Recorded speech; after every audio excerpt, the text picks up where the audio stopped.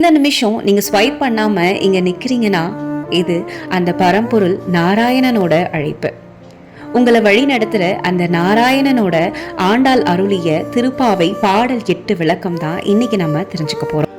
உலகமே விழிச்சிருச்சு, மாடு கூட எழுந்தாச்சு, ஆனா நம்ம மனசு மட்டும் இன்னும் தூங்குதா? கிழக்குல வெளிச்சம் பரவுது, இயற்கை கூட தன் வேலைய ஆரம்பிச்சிடுச்சு. மக்கள் எல்லோரும் தத்தம் பாதையில முன்னேறிட்டு இருக்காங்க. ஆனா ஆண்டாள் சொல்றாங்க, உன்னை விட்டுட்டு நாங்க போக மாட்டோம்.